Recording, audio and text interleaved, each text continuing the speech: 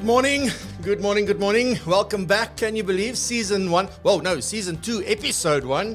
And ready for another great season, a great year filled with amazing content. So thank you very much for joining us again today. It's been a while, so I've given you a good break since the 18th of December in 2020.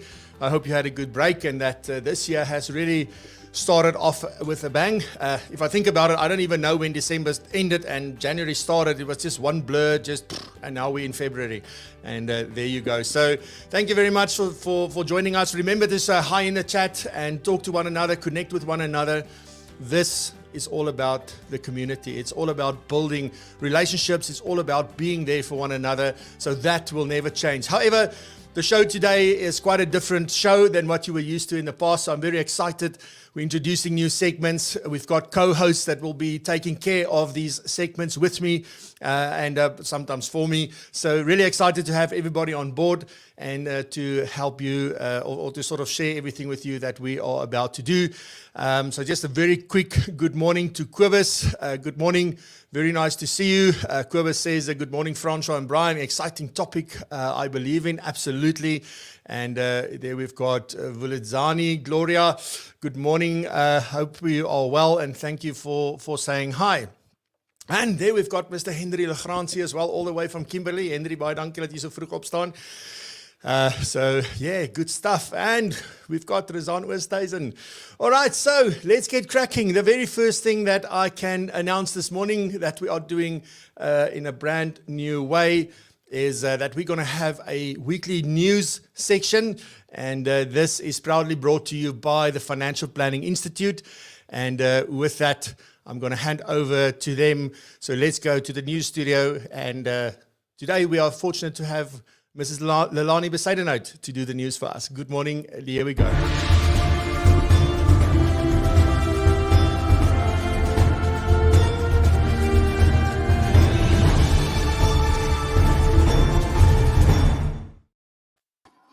Good morning, everybody, and welcome to this fantastic Friday, and a special shout out to the FPI professional members on the line this morning.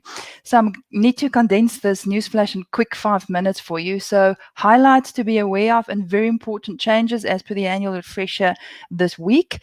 Be aware that there's some changes coming through in the General Code of Conduct. Now, the General Code of Conduct is a board notice subordinate legislation to Section 15 of the Phase Act. Very important change that will crystallize for you. It is around remuneration changes. Specifically, if you want to read about those sections, it is in Section 3A, capital A, within the General Code of Conduct. And that's that section that talks about financial interest and conflict of interest. Important to note, you can now charge fees or that's what's out for consultation. You can charge fees for professional advice, but bear in mind that those fees must be in line with the service that you're actually delivering. So you cannot overcharge for something simple.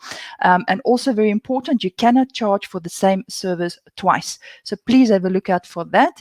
Then very important, the regulator and actually more National Treasury sent out a gazette late last year with regards to the 2 commissioners. So we're in the run for a commissioner eventually after a few years. And the 2 people that we have that's in the run, and in fact, that public comment window closed at the end of January. And we have Miss Astrid Luden, who's currently at the Prudential Authority, and she used to be the commissioner at the CIPC. And it's also between Astrid and Unati Kamlana, who is currently the head of legal and policy at the Prudential Authority. So I guess we'll hear around about the beginning of March, more towards the end of February maybe, who the Financial Sector Conduct Authorities Commissioner is going to be. Then there's some very important immigration tax changes. You've seen all of it. Cyril announced it, and it's the 3-year lock-in with your retirement, but also around your different funds. We no longer can take 1/3, 2/3. So for your provident fund, so please be aware of that when you advise your clients. We'll we'll most probably, Francois, in next week's session, hone in a bit more on the immigration tax changes, because it's way too much to cover in this slot that I have this morning. But be aware, it's changes that's effective 1/3, and it has got to do with your financial immigration, where you no longer can take your retirement funds, but you lock in a 3-year period. Then a very important update from the Financial Planning Institute of Southern Africa. Now, you know our position in the COFI paper, Conduct of Financial Institutions, and especially the Financial Advisor categorization paper around professional financial advice and financial planning. And over the years, we've also developed the Financial Advisor curriculum.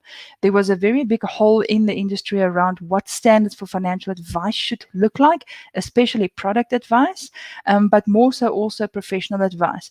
So it's no surprise that we went through quite a robust strategic session or strat session with the board late last year, and we have updated our vision statement, which has always been professional financial planning for all.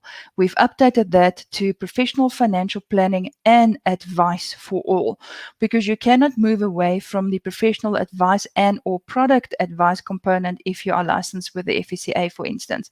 So yes, that is a very big announcement from the FPI side, Francois, that our vision statement has updated to professional financial planning and advice for all, and the FPI professional members will later this month can join us for a chat session with me, the chair Naveen of the FPI board, and also Kirsty, the vice chair, to talk around the vision and some plans that we have at the FPI. Now, Francois, I really tried to keep it to my 5 minutes, so next week we will actually focus more on the immigration tax changes, and that slot will be taken up by David Kopp. So thank you for the opportunity, and a shout out to everybody again. Have a blessed Friday. Amazing. Leilani, thank you very much. Pleasure. You are a true professional. So thank you very much. That was great. You know, getting all that information into 5 minutes, it's not an easy thing. So thank you very much. And I look forward to have that discussion next week with David. It's a very topical sort of thing. And yeah, I just want to wish you well. Have a good weekend. And we'll see the FBI back next week. So thank you very much. Thank you. Good stuff. Ladies and gentlemen, then let's look at the next section, and this is on personal development. So there we've got Norma Simons joining us, and I hope you're going to enjoy this. We're going to do this every single week. It's a standing feature. So the first one will be news, the second one will be personal development, and the third standing feature will be either a featured topic or a featured guest. And then there will be a last section that will be rotating over time, and we'll have different segments every week to end off with. So, but on that note, ladies and gentlemen, let's talk a bit about personal development.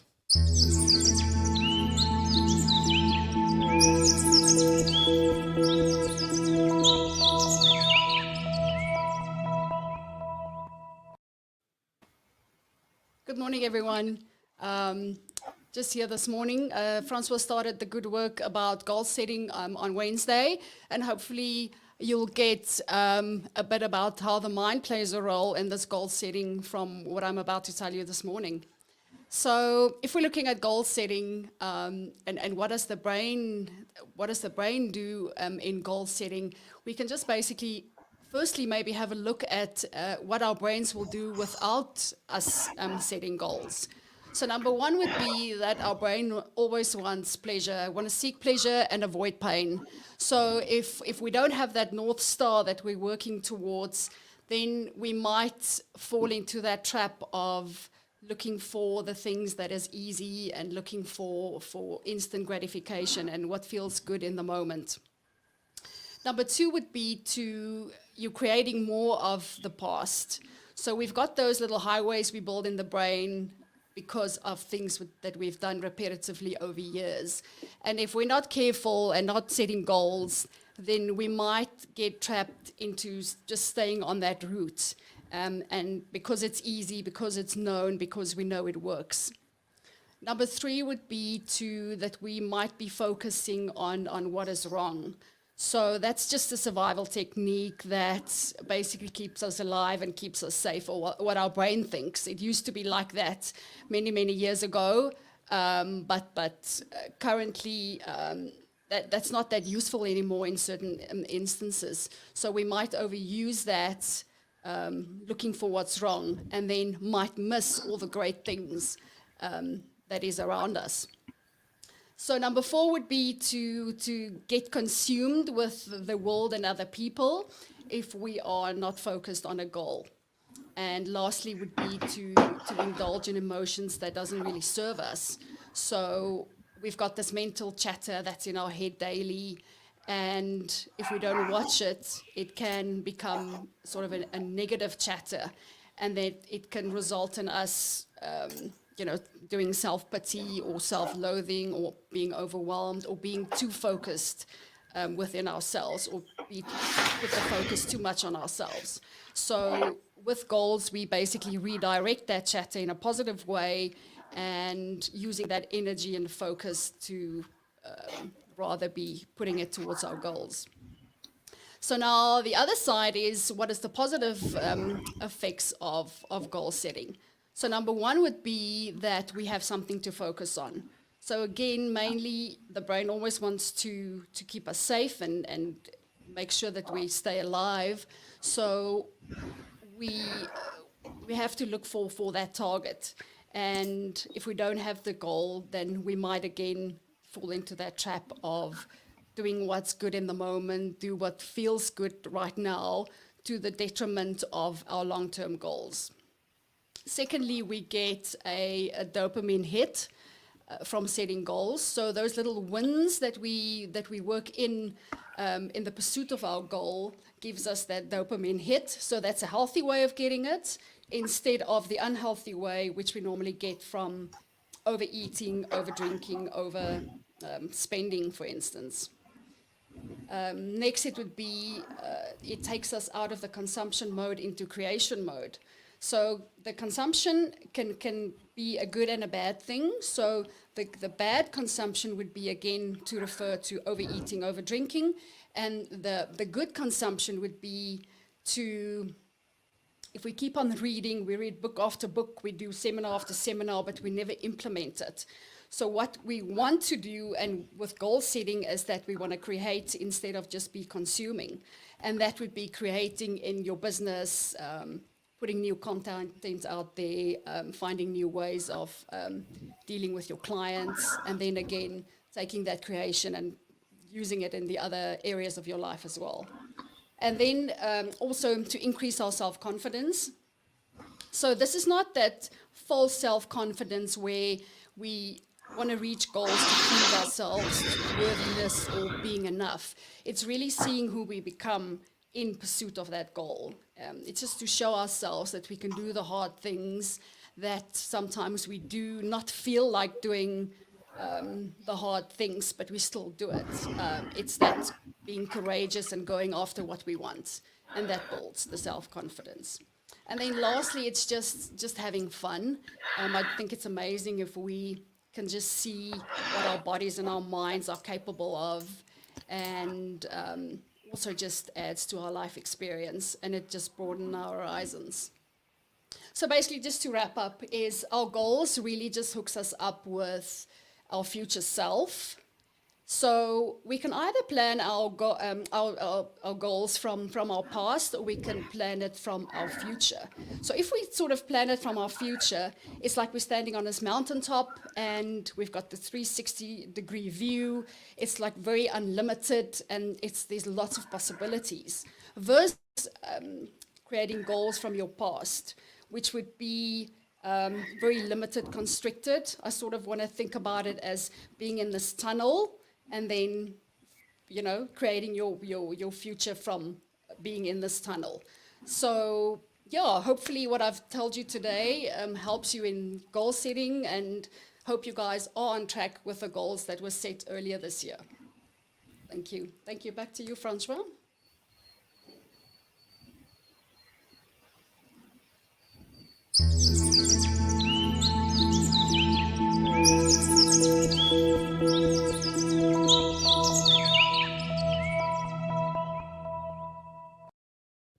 Thank you very much, Norma. That was very insightful, and I really enjoyed that. So it was brilliant. Thank you very much for that. And I'm just thinking, always like if I look at what we did in the webinar on Wednesday evening, it was sort of the same things, but she's like colored everything in, and she's just like, and she was talking about, you know, the overeating, over drinking, overspending. At least I'm not over drinking, so that's at least one thing I'm not doing. But yeah, so definitely some awesome insights there. So thank you very much, Norma. Looking forward to having her back next week.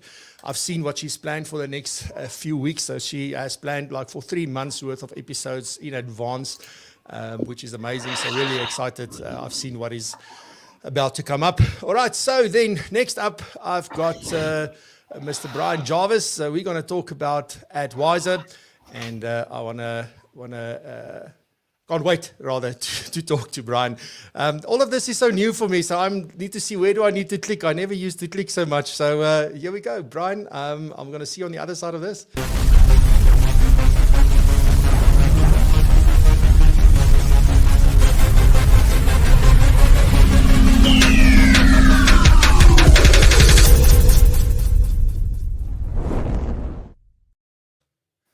Good morning.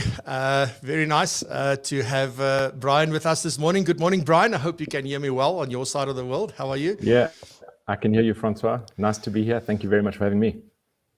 Fantastic. Yeah, this has been a little bit overdue. We were supposed to do this last year, and then we were supposed to do it with the first episode in January, and then I'll let you know that, Brian, I'm sorry, I'm only going to start in Feb. So we've been waiting a long time to have this conversation, and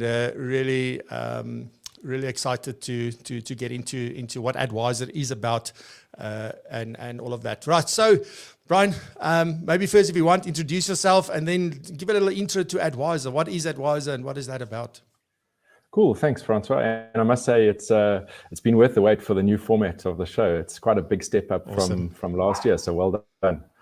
Thank you very much. So my name's Brian Jervis.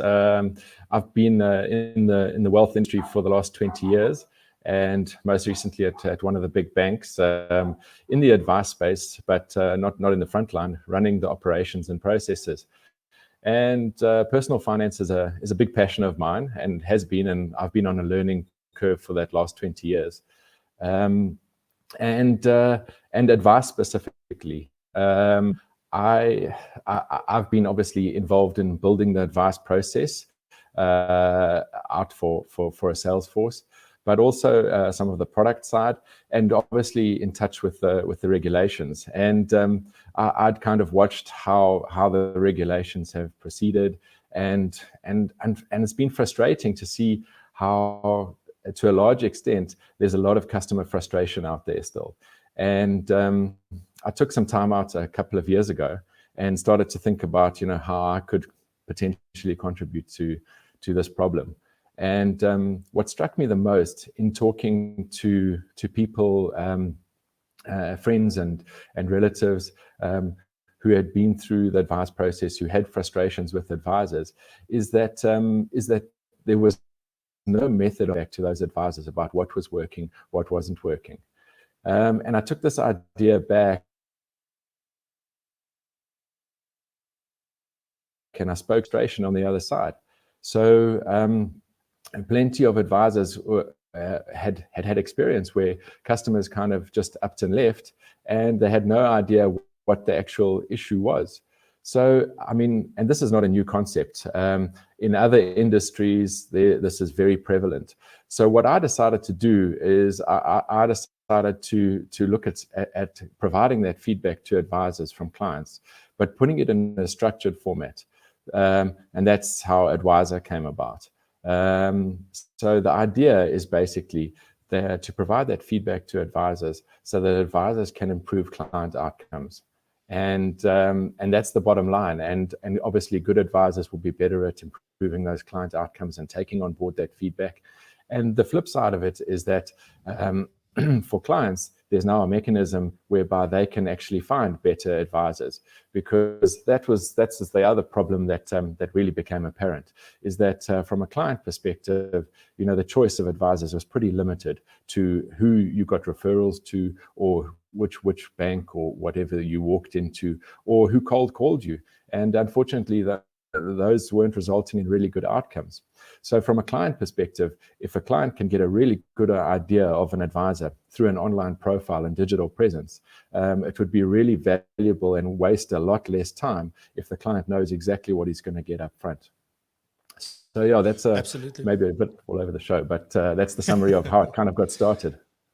Yeah, no, it's always interesting to hear where things come from and what sparked the idea. And then I think the amazing thing for me always is that people do something with that idea. I have books full of notes and ideas that I haven't done squat with. So, you get this idea, you really believe in it. And even sometimes, and this does not apply to you, but just in general, often, and I said to my children the other day, is that, you have an idea, you can see it, you feel like you can make something happen, but nobody else around you can see it. But if you believe in it strongly enough, then things can go forward. And I know how long you've been busy with this. I mean, we've been talking like for a while. Yeah, it always takes longer. And yeah, it's been a journey, eh? So well done on getting this far. I just want to quickly maybe touch on some of the industry challenges, just in specific, what are some of the things that you see as challenges? But just very quickly, I don't want to get into too much detail in that, but things like the digital age. I mean, how is that? What sort of challenge does that present the advisor as well as clients? Yeah, so this time last year, I was sitting in an advice business, and we were having exco meetings where we started to get feedback from advisors. Okay, it wasn't this time last year, but this time in March, that it's very difficult to build trust with new, being able to meet them face to face. So I had been brewing this idea, and that really helped me to push the button. But there's other issues as well facing the industry where a digital presence is really going to help the advice industry. So justifying value and availability and putting information out online. Also in terms of client retention and new business. Having an online presence adds to the offering from the advisor perspective, and makes the client more available. And of course, from a regulatory perspective, Lelani was just speaking about it. The increased regulation and the justification for fees. So all of these tools are part of the advisor's kind of toolkit to justify their fees in the advice process. And lastly, I would hate to say that this came about due to COVID, but if you look at the broader situation, we do have, we get reminded every year at the conferences that the advisor population is getting older every year, and new entrants are really battling to make it into the market. And now clients also are not going to engage in the traditional ways. Similarly to how if you were going to eat at a new restaurant, you'd look up the reviews first. You'd want to know who you're meeting with. You'd want to know that this person is in fact an advisor, who they work for, and get a sense of who you're going to meet before you go and have a meeting. What I see as the way the future is going to work. Yeah, no, absolutely. And I think some of those things have really been an issue, and I'm also looking forward to the segment here after. We're going to talk about marketing and branding, and there's some interesting stats that we're going to share in that specifically that will also support all these things that you are saying. What I do want to know, so how does AdWiser work? AdWiser. AdWiser. How does AdWiser work? What is the process? Let's talk a little bit about that. Yeah. So the way that it works is all the advisors listed with the FSCA are visible and searchable on the site. So from a client perspective, you can type in a name or a company and see that the advisor is actually listed. And that's obviously beneficial to clients who actually just want to check them as actually a bona fide registered advisor. From an advisor perspective, there's a registration process that you go through. It's a pretty basic registration process, just confirming details. And once you register as an advisor, you can create your profile and include all your qualifications, biographical information, the kind of product specialities that you deal, and more information about yourself. And then the two roles start coming together. So clients can be invited or can submit a review for an advisor. And those reviews then come into the advisor's dashboard, and the advisor can check those reviews and either accept them or talk to the clients, and clients can still edit them, or they can say, I don't even know who this person is, and then they challenge the review, which then gets discounted. So in that way, they can build a kind of real world client feedback view that is then posted to their profile and is visible by other clients. There's also scoring in the rating process. So there's not just a verbatim review. There's also a scoring process, and it's aligned to the 6 steps of financial planning. But the overall process, the review process from a client perspective, takes 2 or 3 minutes. So it's not an extensive survey period. And obviously, you don't have to wait for a phone call from a company. Clients can submit the feedback at any time. But I think the big thing is... Sorry. Oh, sorry, I just want to, sorry, man, now I'm jumping in there. I just want to add, like, it's amazing that the advisor does have control, and it's not just a free for all. I'm unhappy because you refuse to help me with something, or you said that you don't offer a service, and now I'm going to give you a bad review, or something took half an hour longer than I expected, and now I lash out on social media on that. So it's not that. I think that's the important point also to get across, is that this is a fair system from both perspectives. Yes, is it fair for me to say that? Yeah, and that's really the desired outcome that I wanted. I mean, we've all seen, and I don't want to be slanderous, but like a Hello Peter type of situation where customer complaints are kind of powerless to be responded to. So it's a curated process, but more importantly, it's directly aligned to the financial planning process. So by going through the process, and if they dig deeper into the rating process, and I've built some collateral around this, the client should actually have a better expectation of what the advisor's role actually is, according to those 6 steps of financial planning. Because what I've observed is that the biggest problem is misaligned expectations at the outset. And it's very unfortunate, but this only emerges usually further down the track. But by then, people are already in products and things like that, and it's kind of difficult to unwind. So this is really all about creating the right expectations up front and building that over a longer term. Yeah, and that's quite crucial. So, Brian, what is the process? What is the process that people go through exactly? So that's how it works, and just behind the scenes, sort of what the desired outcome is that we're trying to achieve with this, or that you're trying to achieve. But what is the process? Who initiates this, and then what is the flow from there? Just at a high level, sort of.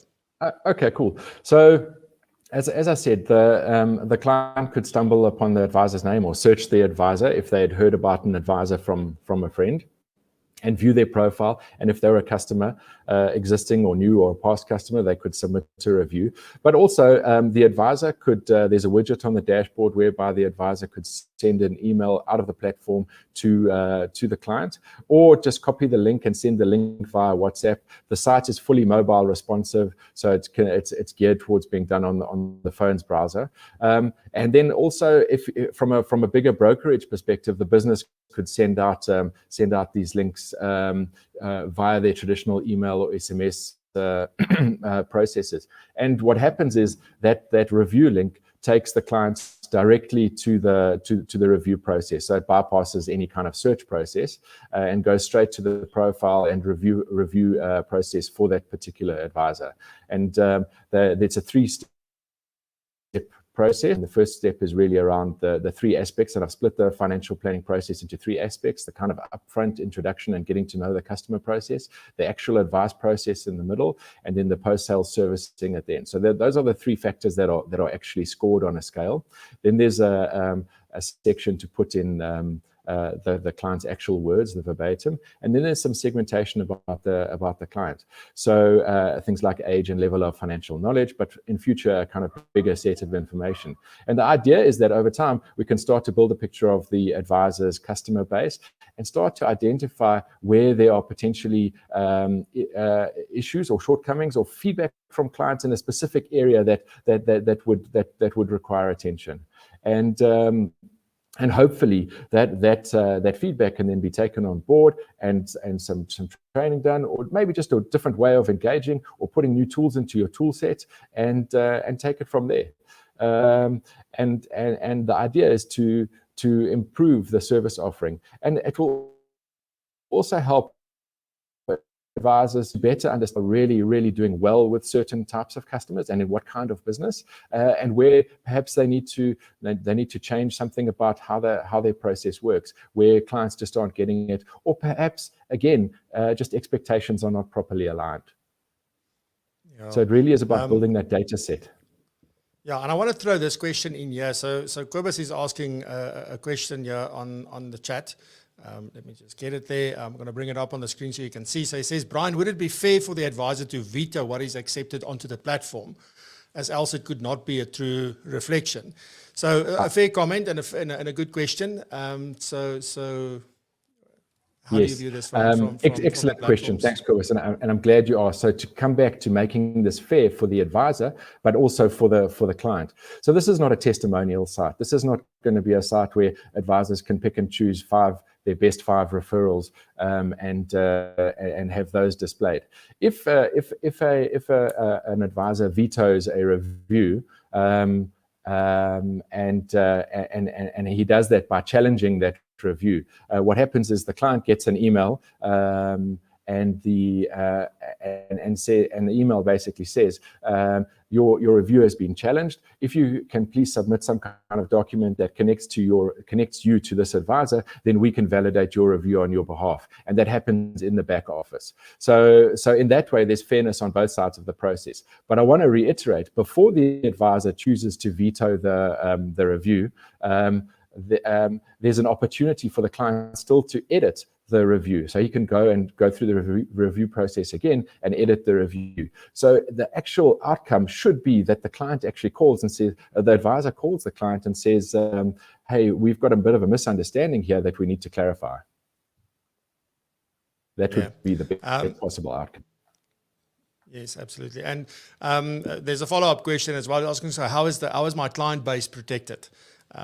Because obviously clients are submitting their information as part of the review process. So how is that information protected? So basically, there's no visibility of your client base in your profile. So I mean, obviously the data sits on the platform, but it's not available to anyone outside of the platform.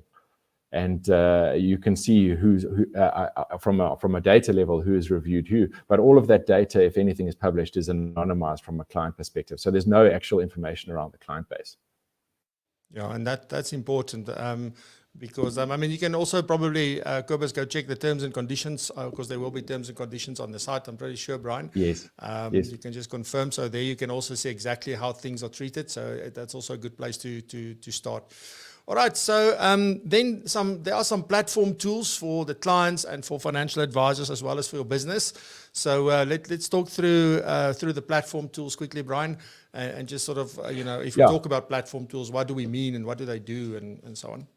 Yeah, so I've spoken about what the client access to, and that's really the 24-hour feedback channel and the search capability. From an advisor perspective, one of the tools, and it's there's a freemium version, so it's basically free for everyone, but there's some of the tools and widgets which are for premium users, and the fee is 100 Rand a month or 1,000 Rand a year, and it's payable via the platform, and that gives you access to an extended profile, and things like putting a video in, a more complete biography, LinkedIn profile, and your qualifications. So over and above what the normal users have access to.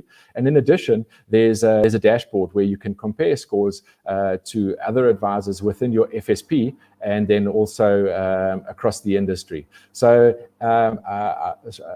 I know, I'm not sure, Francois, if you're familiar with the concept of Strava, which is a fitness app where you can compare yourself to different users across the same kind of distances or segments, as they're called in Strava.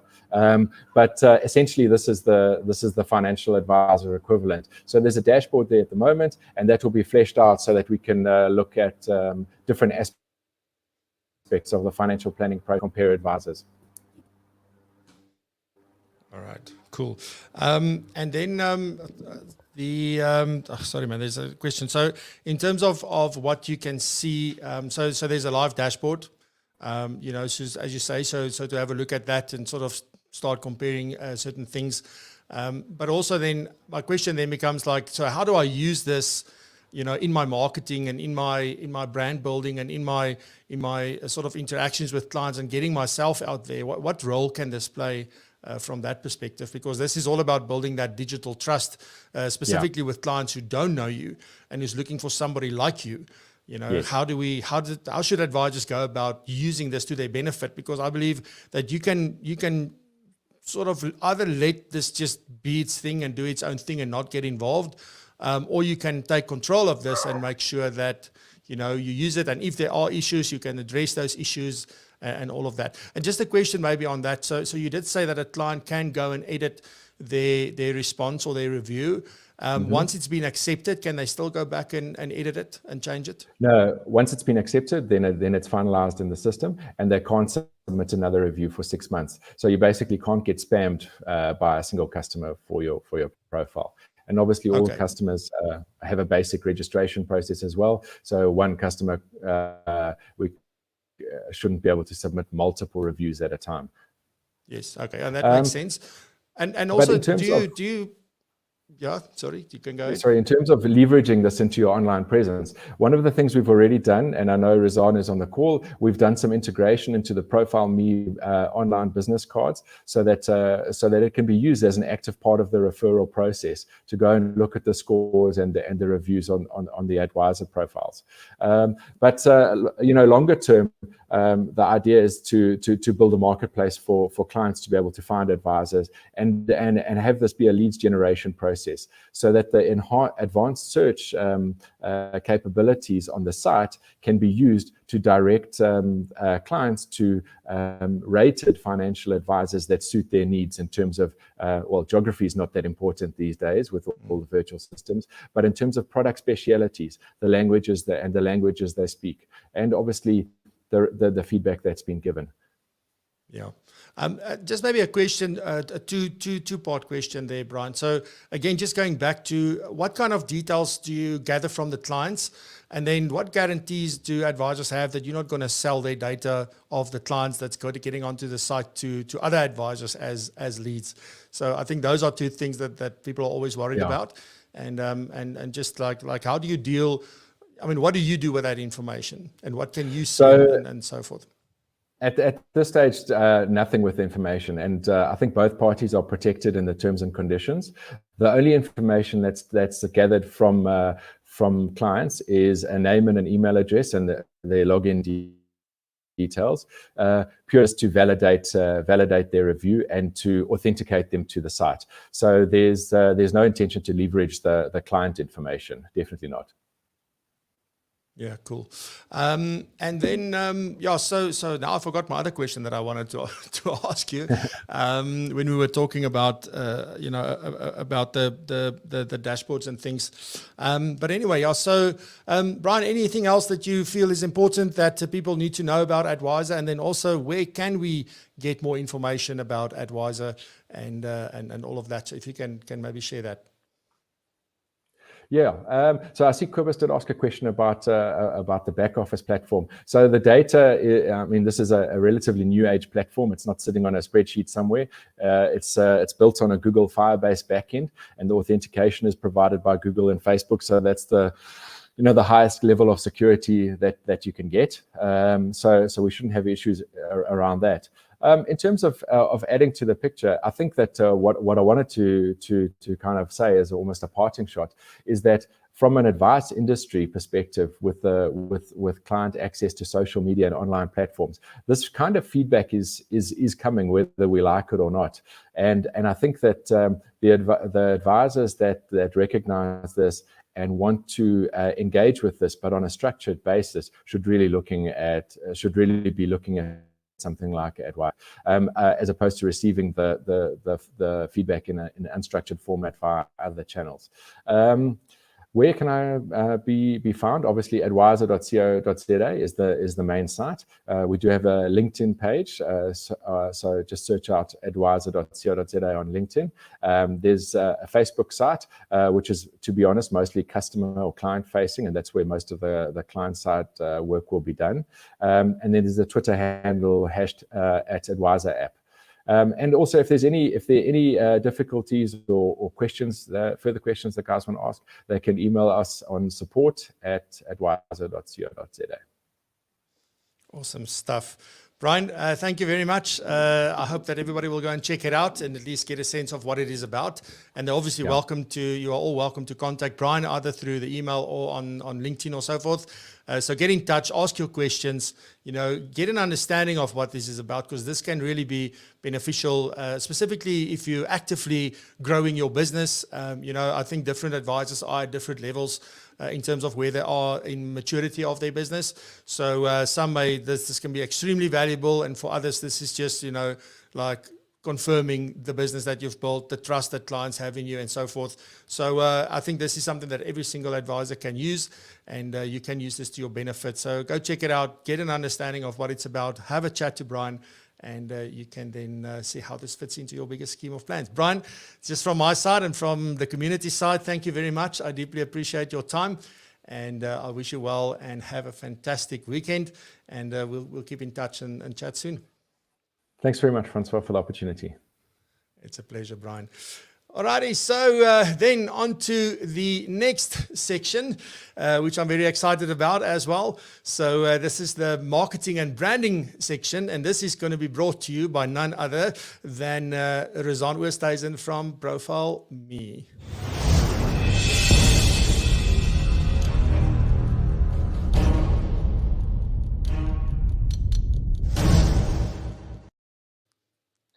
Good morning, Francois, and good morning, everyone. I hope you're having a wonderful day, or you're going to have a wonderful day. Brian, brilliantly done. I think that's great. One place where you could collect your client reviews for life and testimonials. It's absolutely brilliant. I think it's a good thing to have a look at. To kick off this segment and to start off the year, just to reflect on where we are at on the state of mobile, and looking at some of the latest reports that's come out. Mobile is now our #1 screen that's accounting for the greatest share of people's mind shares. So we are spending more time on mobile on a mobile screen than any other device out there. Now, do we have an emotional connection with our mobile phones? Think about if you had to give your phone to somebody else and then having them have a look around it. The resounding answer is yes, we do. We have a connection with our emotional connection with our mobile phones, and studies do reflect this. The latest study from the Journal of Marketing, they're hailing it sort of as our adult pacifiers and also our safe zone.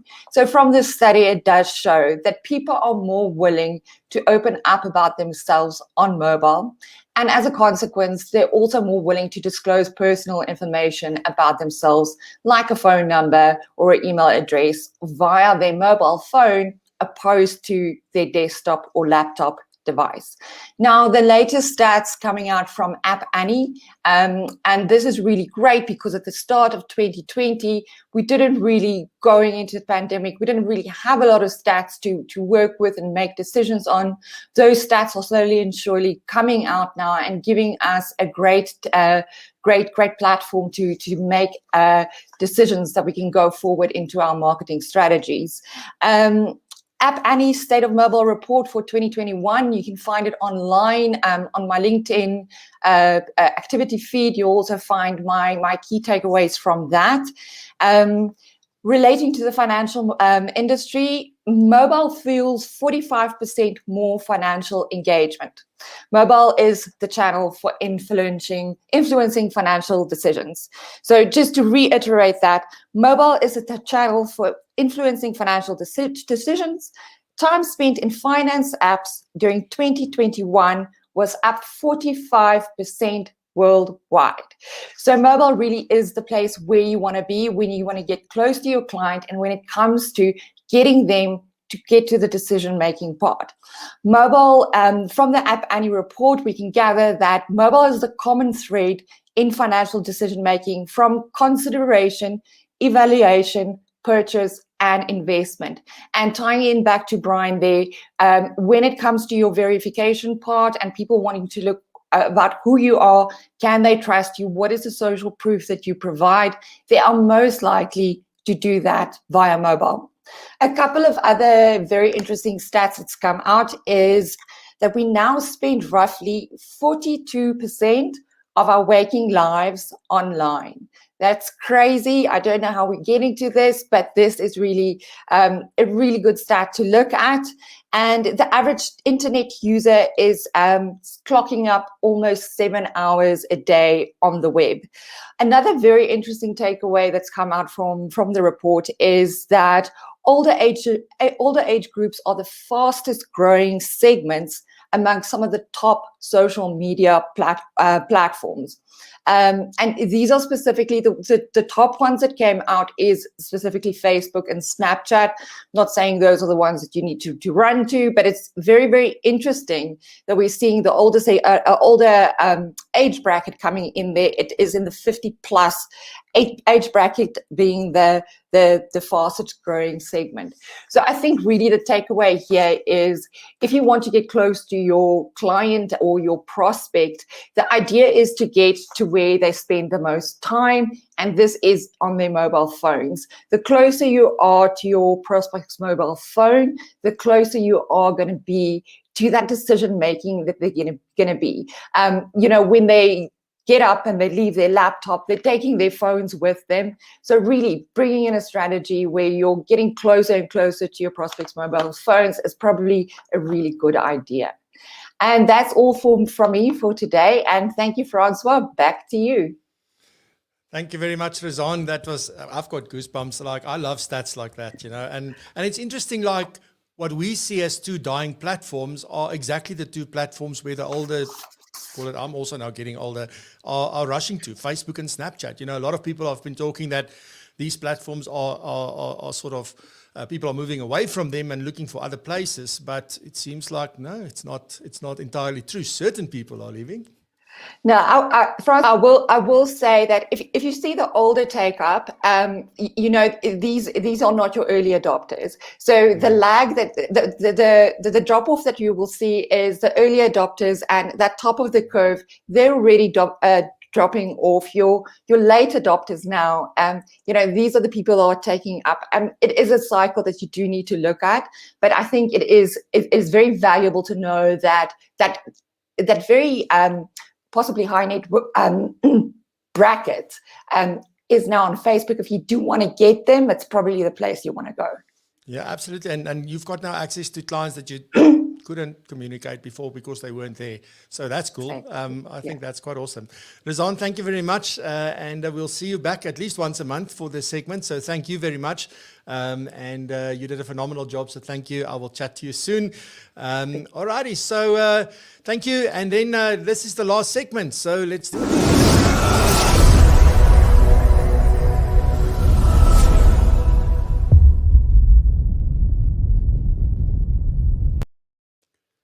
All right, so let's wrap up. What did we talk about today? So we had the new segment with Lilani, and there were some interesting discussions around the fees and what you can and can't do, and a whole host of other things that's coming. Really looking forward to next week, where David is going to be talking about the new tax changes, the immigration changes, and all of that, because it has been a very hot topic of late. If you look at LinkedIn, the articles have been everywhere. And again, you've got these two camps, one driving fear, using it to get people to do things, and then others are just saying, no, that's not the case. So very interesting. Also had a good discussion with Hugo van Zyl on that, and we will definitely be talking about this a lot more in the coming weeks. So very happy that the FBI is going to talk about it as well. So again, thank you to Lilani, David, and the entire team at the FBI for running the new segment for us. Then Norma really shared some valuable insights around goal setting and just what it does to our minds. And the difference between when we do have goals and we don't. So I don't know if you missed the webinar that we did on Wednesday evening. It will be available next week, the recording on Circulus Online. So if you missed it, you can go and watch it. So it will be released. I think it was a very good webinar based on the feedback. You can only go on what people tell you. But I've presented that now quite a few times at different corporates and different places. So the feedback has really been great. So hopefully you'll go check it out if you haven't and see how these two aspects really get together. Then Brian shared the AdWiser.co.za platform with us. It's a new kid on the block that I think they launched last year. So go check it out and see what it's about and whether it's something that you can add to your toolkit in order to drive your brand and your business forward. And then Razan, excuse me, gave us some goosebumps with some interesting stats, and we learned that the laggards, the slow adopters, the late adopters have only heard about Facebook and Snapchat now, and they're headed there. So if you're looking for some of those, go check them out. And then lastly, I do want to announce that we are about to launch the new Ignite. So for 2021, we didn't revamp this last year. So Kobus was the very first Ignite member that we ever had. He joined in August 2019. And then we were supposed to renew things in August, but with everything that happened last year and running the show and all of that, I just left that, and we waited for people to go through their entire membership, because we had quite a lot of people that joined later. And some of them, their membership for the previous cycle, if you will only end in May. But we are launching the new revamped, enhanced Ignite for 2021, and I'm going to quickly share with you what that is, and then also what it will cost, and some other things that you can expect maybe in the near future. So so let me share that with you just quickly. So first off, what you'll get is unrestricted access to our self-paced online courses. So these are all the long-form type of content that is on Circuitous Online. We cover every single area of financial planning. And in fact, we've got 4 or 5 new courses planned for the year that will also be added, that will start to touch on other things outside of the technical. So we're looking at client engagement. We're looking at how do you add value to business owners. We're looking at quite a few interesting things there. So, and you will just, as we release them, you will just get access if you are a member of this. Then also 10 brand new live webinars, and also access to the recordings if you can't. So we will just add you as a member to the webinar, and you don't have to pay for that. So that's included.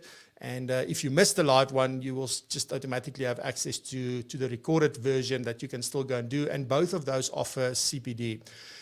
Then some exclusive content. So for the first time ever, we're going to have exclusive content only for members, because everything we do is available for anybody to watch. But usually when CPD is involved, they've got to pay. So you can watch the content, but then you want to earn CPD, you need to pay a fee and do the assessment for that. But we're going to have exclusive content specifically for members only. And these will be interviews, panel discussions, just unique things that we're going to offer, both live and recorded, and both in video format and on the podcast. So some interesting value that we added that we didn't do before. Then preferential rates. So we will be doing live online refreshers like we did in lockdown last year. There's 4 of them, and you'll get a third off on that. So there is a preferential rate on those, and they're already very well priced. So you're going to pay basically nothing for those. And then some third-party benefits. So you'll get 10% off your first 12 months if you are a new user of ComSpace or TaxSpace. So those are the 2 things. TaxSpace is launching the first version in April. So then once that happens and you are a new user, then you'll get 10% off your first year of subscription. So those are coming. So ComSpace is a revenue management system. So they are on board. So thank you to Johan and the team there. And then Profile Me, if you decide to join Profile Me, and you can tell Razan that you are an Ignite member, and she's going to check with me, and I'm going to say, yes, you are, then she's going to give you a free QR code, so you won't have to pay for your QR code. And you've seen those amazing QR codes that she designs. So it's really a nice add-on. Thank you very much, Razan. And then there's a whole host of other things that's coming in the first 6 months, and it's probably going to be earlier than that. So there's a lot of things that we're working on. At this moment, I think Razan is the only one who figured out what's going on. She is very sharp, that one. But look out, because this is just going to get better and better and better, and the price is not going to increase then. So we will just add these things. It will just become more and more valuable. But so that is as it stands at the moment, even without the additional stuff, you're looking at a 20,000 Rand plus. It's about 21,000 and something Rand in value for the year. And this is our pricing. So the amazing thing is that we dropped these prices quite significantly. The annual price was 4,900 when we launched. It's now only going to be 3,600 if you pay in advance for the year. So it's a 12-month membership. You pay upfront, and that works out to be 300 Rand a month, which is about a 40% saving if you don't commit and you want to go monthly. So that's what that is. Then if you commit monthly for 12 months, that you'll do that for 12 months, it's 400 Rand a month. And then if you don't want to commit, you just want to go month to month and just cancel with 1 month's notice, it'll be 500 Rand a month. And those are the 3 options. And for that, you get every single thing that we do at PROpulsion. It will be thrown in there. And then at the very least, you'll get a very good preferential rate if there is some weird thing that we come up with. But at this point, the only thing would be the refreshers. So this will be available from the 15th of February. And more details will be on propulsion.co.za. But if you want, you can join the notification squad by going to this address. So it's www.subscribepage.com/IgniteZA2021. So you can go there. So please make sure it's not a subscriber page. It is just subscribepage.com/IgniteZA2021. And you can just join the mailing list there, and then we will send out a notification when it goes live with the links where you can get all the information and then sign up. Everything will be automated as far as possible. And yeah, there's a few other things that I didn't. So for those of you that haven't been a member before, if it's your first time, you'll also get a free Clifton Strengths code to do your Clifton Strengths and a couple of other things. We're also going to have monthly Q&As, live Q&As, just once a month that we're going to do that. And that's also only going to be for members. So even more reasons to join this. Alrighty, so that is the story from my side. Just thank you. Where are we? Like, I can't believe it's like the first episode is done and dusted. So thank you very much for being here so early in the morning. I deeply appreciate it. Please share, like, subscribe, tell everybody about what we're doing. Send me ideas, send me feedback. I really, really appreciate it. And thank you for being a part of this amazing community. And I will see you next week, same time, same place. Thank you. Bye-bye.